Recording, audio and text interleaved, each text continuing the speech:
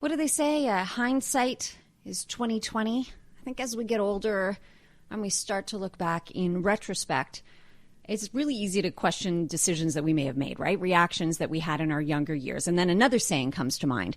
If I knew then what I know now. Well, that is what Samantha Kemp Jackson talks about in her recent piece in Medium. The title is 7 Life Lessons I Realized in Middle Age, Simple Advice I Wish I Knew in My 20s.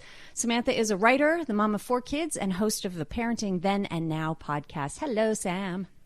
Hello, Natasha. How are you? Oh, I'm great. I was thinking about how getting older is interesting, isn't it? Like I find that I'm finding it a humbling experience, but also things get simpler, more straightforward in many ways. Do you think that whole, older and wiser, are we older and wiser, Samantha? I think we are older and wiser, and I think that wisdom, part of that wisdom is understanding that what we don't know. We know that we don't know most things, whereas when we're young, we think we know it all. We think we know everything. We think we've got the answers. And it's only through, those missteps that we make in life that we realize, holy smokes, I really didn't have it all together like I thought I did. Yeah, I was definitely, when I read through this list, I'm like, so many of these things should have been things that would be pretty straightforward and obvious, and yet somehow in your 20s, it's not. And like you said, we feel like we know it all. Okay, so let's start with life lesson number 1. Don't take your good health for granted. Now, I know you've had some very specific, pretty tough health struggles, but this could apply to anybody, really. It could. I mean, from my own perspective, I was diagnosed later on in life with an autoimmune disease, lupus, and that's been interesting. But, when I was younger, I felt great. I thought I had infinite energy. I would never be sick. Sickness and perhaps poor health was for older people. But, there are things that could have that could be occurring in your body at that age, at 20 or 30, that really don't manifest themselves until you're in your 50s. And when I look back now, I realize, I had signs of something wrong for a long time back then. So I say to people who are in their 20s, just make sure that you keep up with your health, keep up with your doctor's appointments, your visits, your physicals. It's really important because if there is something that's amiss, it's better that it's caught earlier than later. Yeah, and that idea that we're infallible, right? I mean, in our 20s, again, it's just you never even think about health, really. It is something you totally and completely take for granted. Life lesson number 2. I'm going to kind of plow through these so we can get to them all. Listen to your inner voice. Yeah. So, we all have that voice, right? That voice where it says to you inside your head, just don't do that. Don't do that. Or what are you doing? Or I don't like that person. That person's kind of shady or something, right? Yeah. So we always have that voice in our head. And, when I look back to when I was in my 20s, that voice was always talking to me. I just ignored it. Same. Or I would just say to it, you don't know what you're talking about. Whereas now, if I hear a voice that says, just take heed, then I will. And, that there's that old life lesson that applies to this life lesson number 2, which is when in doubt, don't. So just if you have any kind of reservations about what you're going to do, what you're going to say, what your next action is going to be, that is that inner voice trying to nudge you to do the right thing.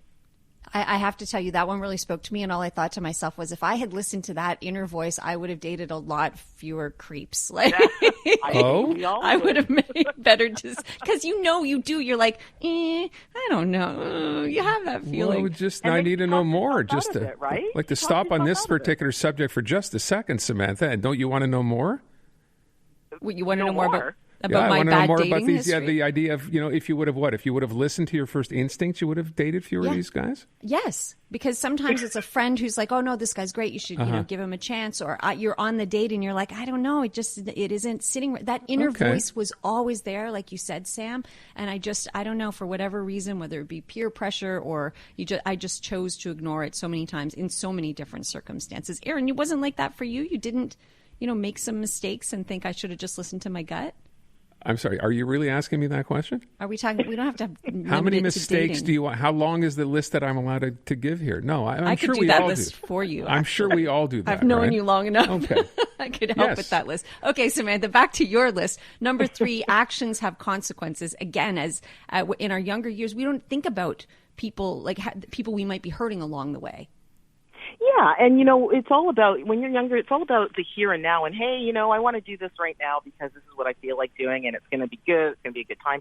You don't really look too far into the future because the future at a younger age seems infinite. It's only when you get later on in your life when you realize, most of my life is behind me, it's not ahead of me, and then you have some introspection. And, with that life lesson, Natasha, what I would say is as well, just think of the basic, one of the basic rules of physics, right? So every action has a reaction. To every action, there's a reaction. Some people call it karma. Whatever you put out there is what you're going to get back.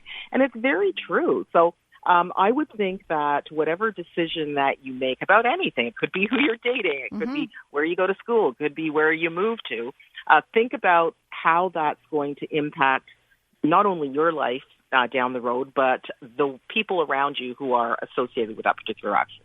It made me think about respect and just how respect, when it's due, is everything. Admit when you're wrong, and if necessary, apologize. I've gotten better at apologizing and knowing when I'm wrong. Have you, Sam? I have gotten better. It's still difficult because who wants to admit that they're wrong, right? Yeah. Even though we all are a lot of the time.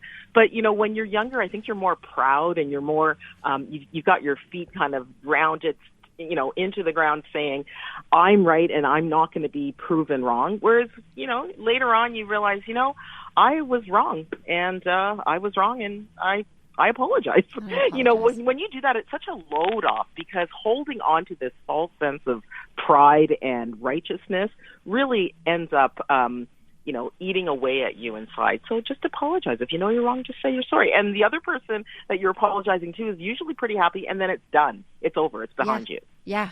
And you let it go, which is also something I'm learning as I'm getting older. It's like, ooh, just let that. Don't hang on to that. Don't carry that around with you. Okay, we're going to run out of time, so I'm going to skip 5 and 6. People will have to go check out the article on medium.com to get those, and we'll go straight to number 7. It could all end tomorrow, so make sure to enjoy today. I feel like that's easier said than done, especially during COVID times. Well, yeah, but we're here for a good time, not a long time. And nobody knows how long we have, right? So, we really do just have the here and now. That's what they teach you when you're trying to be mindful or you're meditating. Yesterday is gone. Tomorrow is not here yet. All you have is right now. So make the best of right now. And if you do that, then you will be a happier, more well-balanced and well-rounded person. I'm always happy talking to you. Thank you so much for your time today, Samantha. Great to talk to you. Same. Thanks so much for having me. That is Samantha Kemp Jackson. This piece, she's a writer, mom of 4 kids, and her podcast is Parenting Then and Now. This piece, again, is 7 life lessons I realized in middle age. You can find it at medium.com. It's 3:30. Spent that whole time trying to think of the one thing that I would say, which would simply be, I guess I wish, advice you wish you'd known in your 20s or somebody given you back then. Just not to take everything that seriously at that moment. Don't know if that makes sense. In your 20s, you found you were, but you got married young. Yeah. Yeah. See, in my 20s, I was not taking anything seriously. Oh, okay. Well, then. I was having a whole lot of fun.